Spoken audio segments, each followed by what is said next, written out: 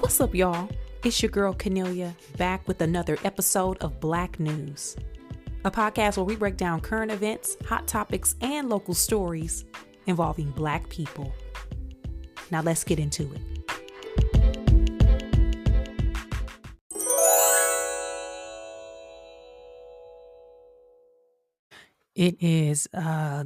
It feels like it's the 72nd month of 2025. I'm sure you feel the same. It is another long week. Ooh, y'all, y'all, And I don't want to sit in the space of this is the new normal, but we told y'all it was going to be hell on wheels come post elect. Hey, we told y'all, but that doesn't negate from the fact that while we, the 92% and also the 80%, are finding other ways to get motivated or to stay on the sidelines or find other things to do and just wait. That doesn't change the fact that it is still very difficult and it is hectic, especially if you are a decent human being. Okay. You know what I've learned? A lot of people got a lot of buzzwords for people who have certain stances and whatnot. But at the end of the day, even with the election, child, it wasn't about no damn eggs. It wasn't about eggs. It was not about the economy. It was about having morals that aren't in the shitter. That's it. Are you a decent human being? And I'm noticing that a lot of things that are happening, you got a lot of conversation about and seeing a lot about federal workers, y'all. If y'all are listening, Black News listeners, and y'all work for the federal government and y'all are affected, impacted about what's going on, I am so sorry. I am so sorry. Hit me up offline, and I can't do much, and I don't have any power, or especially in areas that lean more towards the federal government and those types of roles. But baby, I'll be on the lookout because I'll be on LinkedIn. Okay. I'll be looking. Hey, I'll be looking. If listen, I'll be on the lookout. And if I see job openings, I'll slide them your way. Cause baby, this ain't the time to be out of work. I just also other options too while I'm thinking about it.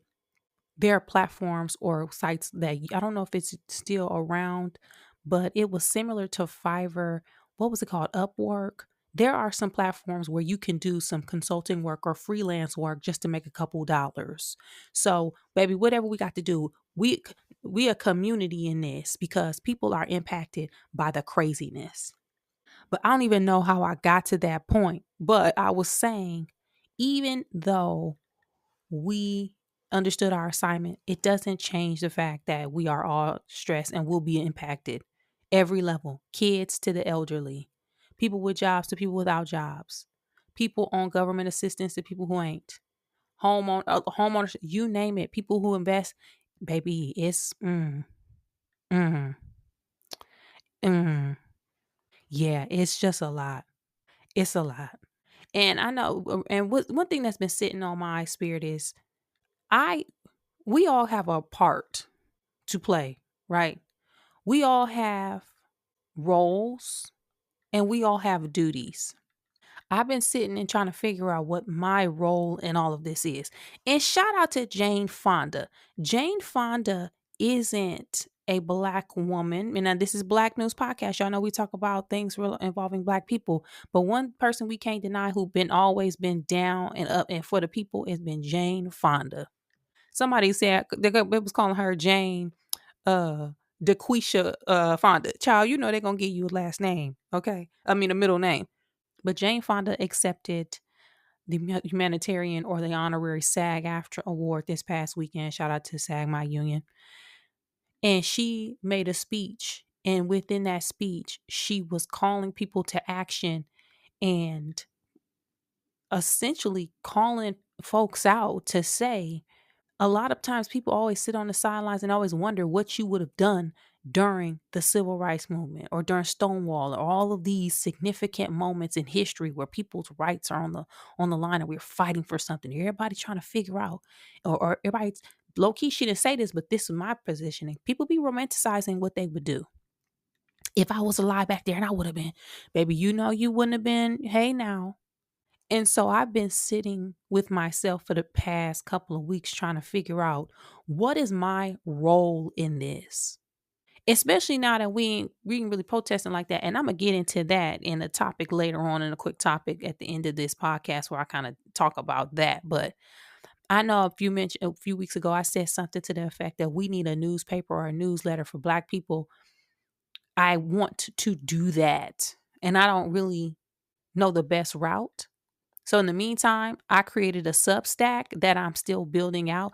Y'all, maybe I was late on the Substack. I had no clue Substack was even a thing until maybe a couple weeks ago. It's essentially where writers and creators go that can platform their content in one place, whether it is articles, blog posts, video clips, podcasts, quick voice notes, all of these things tied into one where it houses all of your content. I'm going to start. I know with a Substack. I don't know how I'll have time or what it's going to look like, but I feel like we as Black people need a space where we can talk and strategize together. Hell, I don't even know if my Substack will be that focused, but I envision it will be a branch or a built out version of Black news where it'll be in word format, some of the things that I was talking about, some things Black news and Black culture specific that I chime in on, discussions about what's happening. Once we get deeper into the chaos, maybe it is strategizing and focusing on actionable items or steps. But I see people on social media, TikTok, Twitter, and Facebook, and all of these platforms, Instagram, talking amongst everybody. I just have a sense of we need some privacy. We can't strategize with everybody. Okay. We got to take it behind closed doors. Another thing that triggered that in me is seeing these DEI rollbacks that has been happening on college campuses. I know I saw a post where someone was saying that their child is a part of the Black Student Union at a PWI, and they're scared that the Black Student Union is going to be dismantled. Baby, you got to take that underground in. You have to do it now in secret behind closed doors. Meet off campus.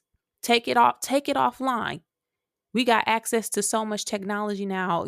So when I saw that, I was like, yeah, I need to find a way or somewhere for just so some of us to connect in a different medium. So I'll keep you posted on that because again, I don't know what it's going to look like. I don't even know if I have the time.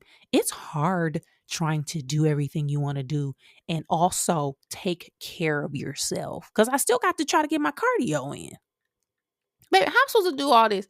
Podcast, edit the podcast, go to work, do my other projects that I have on my spirit, get my cardio. I can't, hey man, and I was Substack.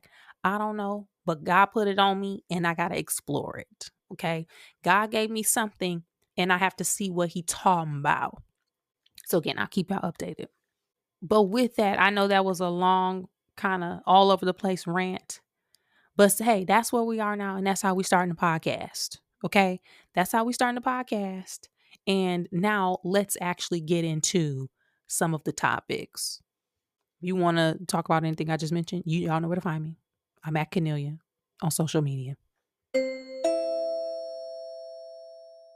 We have removed ourselves, and by we, I mean a large group of Black people have removed ourselves from the watching cable or local news industrial complex. We moved ourselves from the news to stressed out pipeline. Okay. After the election, I watched all the news. I kept up on all the updates. I did my part. I stayed locked in. I had to know what people was talking about so I can cuss people out on social media. Okay. And in real life. And look, I wasn't cussing nobody out. Y'all know what I meant. Because I don't really be going in. I just be looking. Y'all people crazy out here. But whatever. I stopped watching the news. But when I was watching the news, there were only certain people that I'm willing to watch. Okay.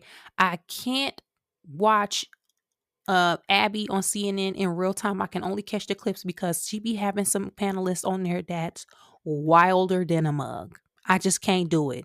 Like, girl, take them off the booking list.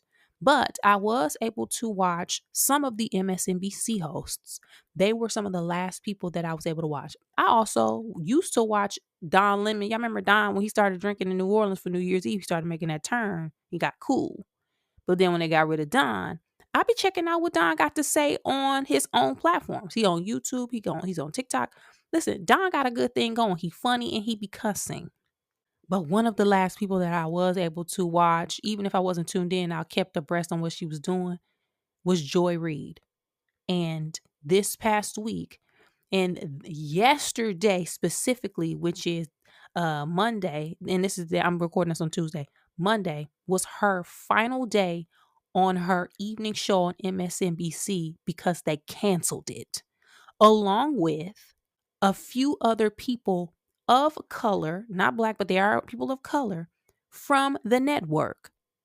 So as of now on MSNBC, there are no longer any people of color with primetime news shows during the week. None. Child, and Lester Holt done left leaving the anchor desk on NBC Nightly News. What is going on? And I can tell you what I think. First of all, kudos to Joy Reid. Kudos to Joy Reid. Joy Reid is the example, and I'm only taking this from my very brief stint working in local news in Sacramento. But Joy is the example of what it looks like when you command and drive your show and drive the content on your show and curate a show that speaks to you and the community you want to represent and want to speak to and serve. When I was with in local news, again, it was just a very brief stint. I was the only Black person in the newsroom in the morning, and that is in front of the camera and behind the camera, from editors, producers, videographers, you name it. I was the only Black person. And I was a traffic anchor. So I wasn't even delivering the news. But that highlighted to me how easy it is in new spaces to overlook, to minimize, and disregard Black stories, Black voices, and Black perspective. Because when there's literally no one in the newsroom, it doesn't even cross your mind. It's not a thought. It is not a thought. Even down to the way something is worded in a news story. It is very easy. I can now actually see how the news is biased or the news becomes what it is. When you have nobody in that room chiming in from a different perspective, it's easy to just be the same old, same old.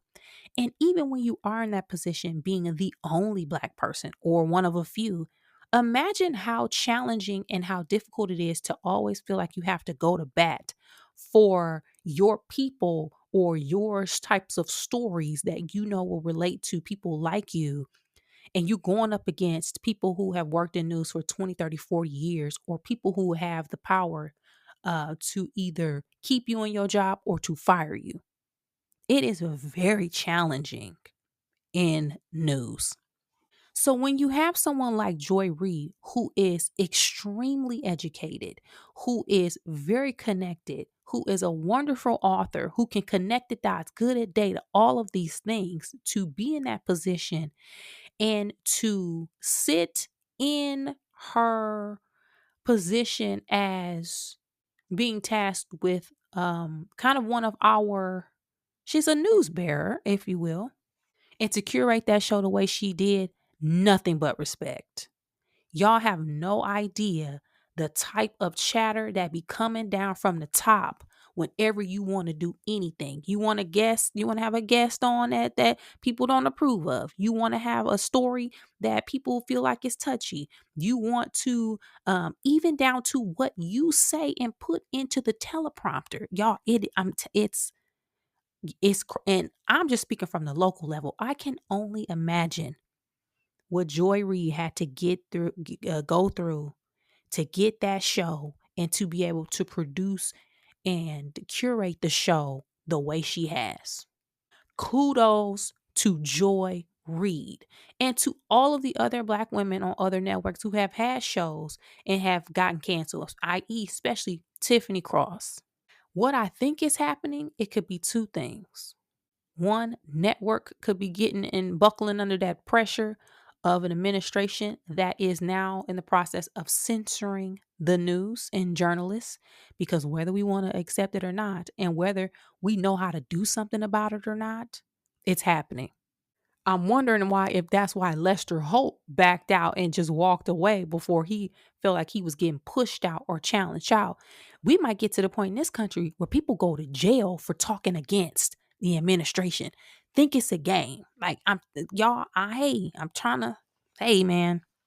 So with Joy and in addition to the other people of color who were axed, I'm wondering if it came down from the top as a mandate or if they were trying to position their network to stay out of the crossfire. I think a part of that is true. And the reason why I think a part of it is not true, because you still got Rachel Maddow. And child Rachel, she be going off every night. Okay. She, remember a couple, when Trump was in office before, she had like a whole 2 week a running segment that she had access to Trump's tax returns. Remember the tax returns, y'all? And we ended up not, if she even not even having what we want to see. But every night, breaking news. I have Trump's tax returns. Rachel Maddow be on people's neck when she feel like it. So I don't think it's a crackdown on everybody. I think they're just starting with the blacks, the black and browns. Now, what does that mean? Right? Because as soon as the news hit, y'all know when with black women and the 44,000, the group of the 44,000 that got together right after Kamala announced that she was running, baby, they got together again and we had another Zoom. Y'all know we gonna get on the Zoom now. We had another Zoom, and there were action items and steps that we can follow to support Joy. One was watching her last show, following her. The other was following her all social media. And once the show went off, turn off MSNBC and don't watch it again. Great, done. You ain't got to tell me I wasn't watching anyway, baby. Okay, I wasn't watching anyway, baby boy. But what is next? I think Don Lemon has shown, he started a good blueprint for black journalists who have ventured out of the big network system and are starting their own. It's when you freelance.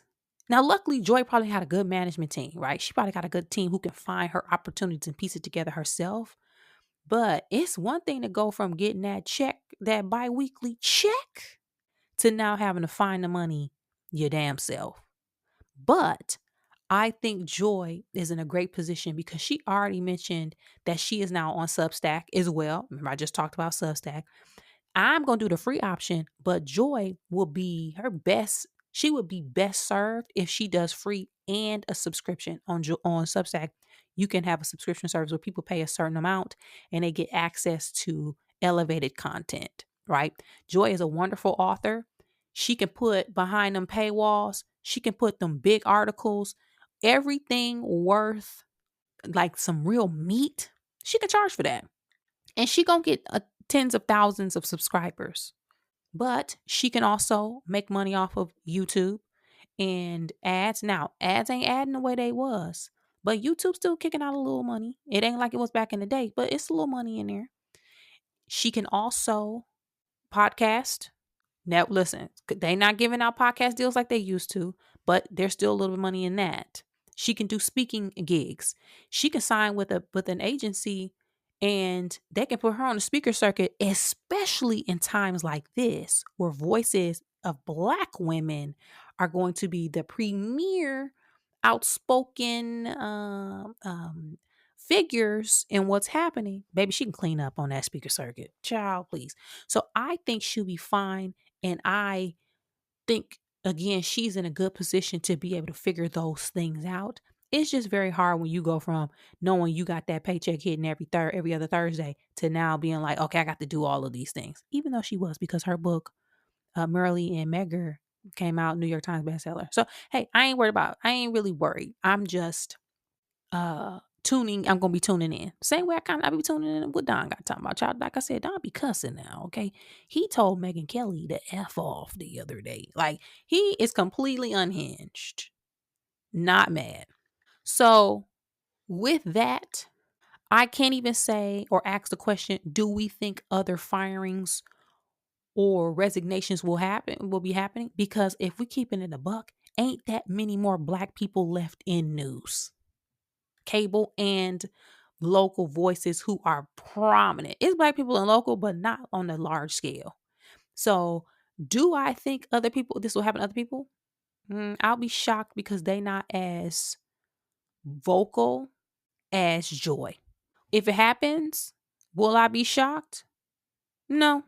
We don't know what to expect, and we just got to expect the Wild Wild West. But with that, what do you all think about it? And what do you think the reasoning is behind it? It can also be that sometimes, Loki, it just ain't nobody at the top protecting you. Because once you get into big news markets like that, you need somebody who is fielding the bullshit. You need somebody with a sword out here chopping people down when they trying to come for you.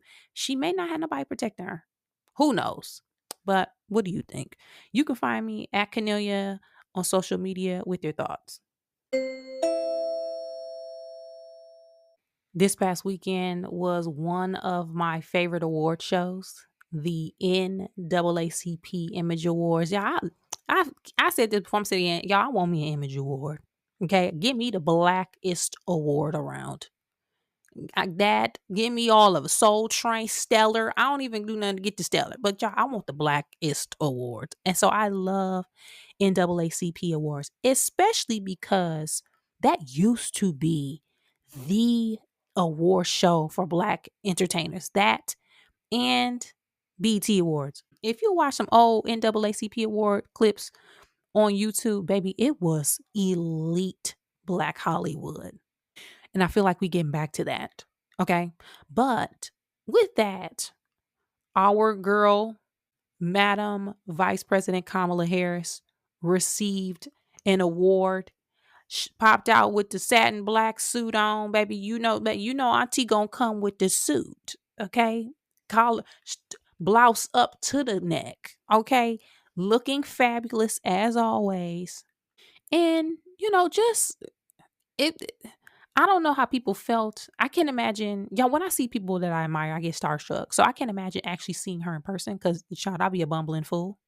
But I can't imagine seeing her in person and feeling melancholy and hopeful at the same time because of what could have been, but what we don't have now, while simultaneously also sitting in the position of knowing America got the country that it deserves.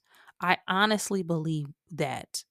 I believe that as American people and everything that has happened in this country, you got blood through the soil. Right now is what this country deserves. It ain't what the individuals deserve. Some of them now. And now see some no. But this country deserves to be slapped down. It just sucks that we're here right now when it's happening. But with that, she spoke and gave a speech. I'm going to play part of the speech. And, we just going to have a little quick kiki about Madam VP. Your kind words and your longstanding leadership. To Devin, I'm so proud of you, and it is so good to see you. I know the future of our country is bright when I look at you. So I will say, as a very proud lifetime member of the NAACP, I thank everyone here for your tireless advocacy and for your years of support.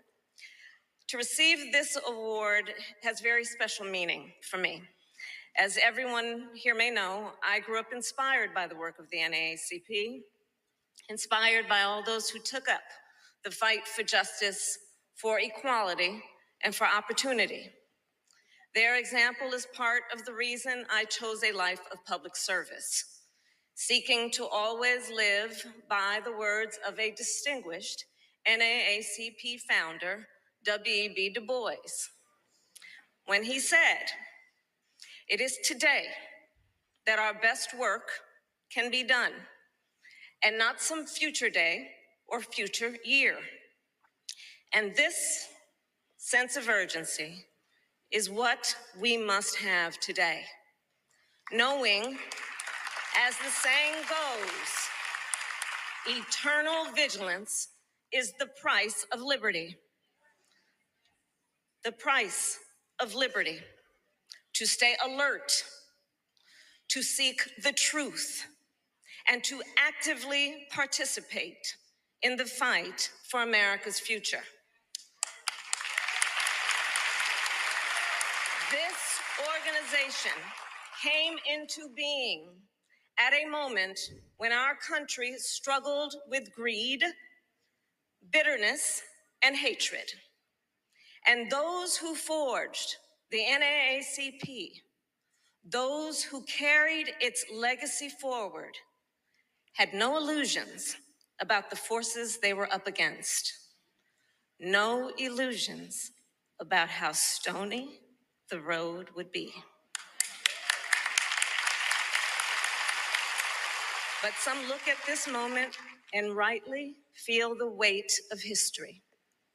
Some see the flames on our horizons, the rising waters in our cities, the shadows gathering over our democracy, and ask, what do we do now? But we know exactly what to do because we have done it before and we will do it again. We use our power, we organize, mobilize, we educate, and we advocate. Because you see, our power has never come from having an easy path. Our strength flows from our faith. Faith in God, faith in each other, and our refusal to surrender to cynicism and destruction. Okay, I'm not going to keep playing. That was already a lot. But y'all get the point. She basically told us, we've been here before. We know what to do and we got to stay focused and vigilant. Which we know that. Um but it was nice to hear and see her again. And like I mentioned before, everybody got to figure out and decide or tap into what their role is in this next stage of America, especially as it pertains to us as Black people. But one thing I do want to just quickly bring up too, and I'm glad she popped out at the NAACP award, because on social media, people have been barking and talking loud about where are Kamala Harris, Barack Obama, and I'll even throw Joe Biden in here. Where are they? They see us going through it. Why haven't they said anything? They not doing nothing. Why they not fighting for us? They not speaking out. We haven't heard from them. They disappeared. First of all, you need to be asking where Jill Stein at, because I told y'all every time something pop off and she don't win, she disappear for 4 years. Where Jill at? Because we ain't heard a peep. But second, and particularly as it relates to Vice President Kamala Harris, y'all didn't vote for her. You rejected her. So she stepped back. She interviewed for the job. She did not get the job. She went home after the interview process wrapped up.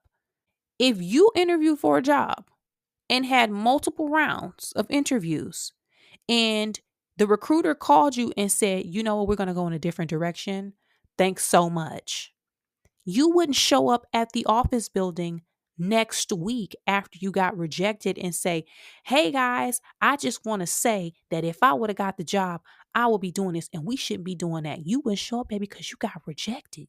They sent you the rejection email via the applicant tracking system. Okay, you got the auto-generated rejection email. Y'all want her to do something and to speak out when y'all rejected her. And I'm saying y'all because it wasn't us. So if she don't feel like speaking out, or if she don't feel like being on the front lines, then she doesn't have to. Also, she might be still planning about her next step. And as y'all know, if people pop out too soon and start talking too soon, y'all turn on them and they end up sabotaging whatever their next move is. Y'all, people saying she gonna run for governor, people saying that she gonna run for president again. Personally, I just don't know how that's gonna work, considering that I don't think we're gonna have elections ever again. But that's just me though. Okay. But all in all, it was good to see her, and I hope I bump into her soon, because baby, she been all over New York going to Broadway. She saw Gypsy. She went to saw the dang Louis Armstrong. Baby, where you girl? Where you at, sis? I want to see you too. Now I want to say hi. But let me know your thoughts about all of this. If you watched the NAACP Awards in real time, I did not catch the real time. I caught the clips, but it seemed like it was a fantastic evening. And shout out to everybody that I know personally who won. I don't think I know many people. Maybe, the creative arts nights, it'd be a lot of like podcasts and entertainers and stuff that be nominated. So maybe, if so, congrats. But otherwise, let me know your thoughts. You can find me at Canelia on social media. And lastly, I just want to quickly highlight a few things just to kind of shout out or touch base on, because it's happening. One, the new Black daytime soap opera started on CBS this week. What is it called? The Gates. Child, I forget what it's called, but I watched the first episode and it's gooder than a mug. Okay. Somebody already got slapped on the first episode. And it ain't no soap opera unless somebody getting slapped. It's a cat fight, somebody getting thrown in a well, your identity stolen, or somebody get into a car accident, lose their memory, disappear, and then come back after their wife done got remarried. I'm expecting to see all of those storylines on this new Black soap opera. Okay. This is the first Black soap on CBS. If I'm not mistaken, this is the first all Black soap since Generations with Vivica Fox now. Richard Roundtree was up on that thing. Y'all know that Shaft on Generations? I didn't even realize it was in the 90s. But I'm locked in. Okay. I'm going to be tuned in. Another thing that I really quickly want to highlight, there was a video that went viral from, well, there are a lot of videos that have been going viral. People at these rallies, and it seems like the Red Hats going crazy and talking and finally speaking up to some of these congressmen and these senators. Personally, I am not really amused or easily moved, because you should have voted for the Black lady. But there was one particular one in Iowa that happened in Iowa, where a woman was essentially hogtied and dragged out by a security detail, not police officers. They were not law enforcement, but they dragged this woman out, and people just sat back and sat around and watched them yank her out of her seat, tie her up, and carry her out while she was fighting, kicking, and screaming. We need to stay in the house. We need to stay in the house. The whole time I watched that video, I was out loud saying, why ain't they doing nothing? Why y'all just sitting there? Y'all gonna sit there and just let her get dragged out like this? Why is no one fighting back? Literally, no one did anything and watched her go through this whole ordeal. Y'all, we need to stay in the house. And I hate saying that. And listen, we've been saying that, right? As Black people in 92 and 80%, we've been saying we need to sit on the sidelines. But personally, people need to learn how to fight and protest and speak up. Black people cannot be the frontline scapegoats for every movement in America. One, right? People have to learn how to do the work.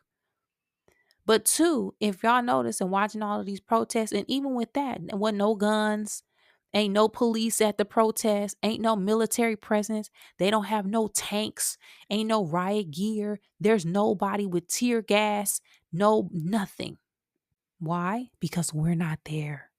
Y'all, the minute we show up or stick up for people out here protesting or be out here and doing any of that, they gonna get hey, it's gonna be a different story.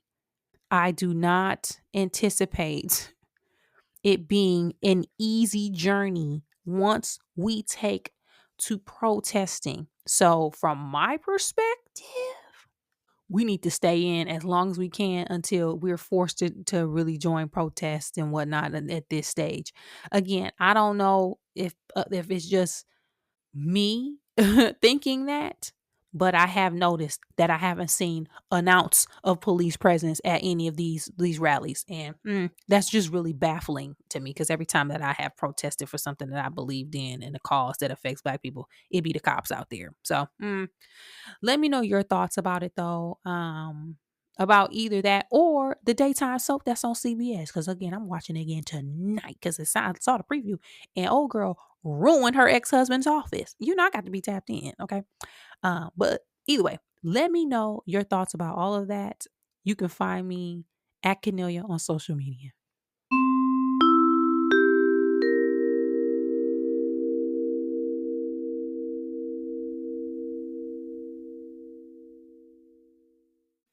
On this week's episode of Black News, I've talked about some ideas that I have for starting Substack or just other creative spaces where we can connect.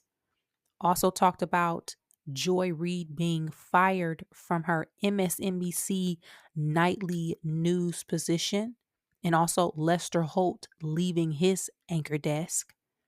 And also talked about Vice President Kamala Harris accepting award at this past weekend's NAACP Image Awards. Hit me up. Let me know your thoughts about all of these topics, some or none, and I'll check back with you guys next time.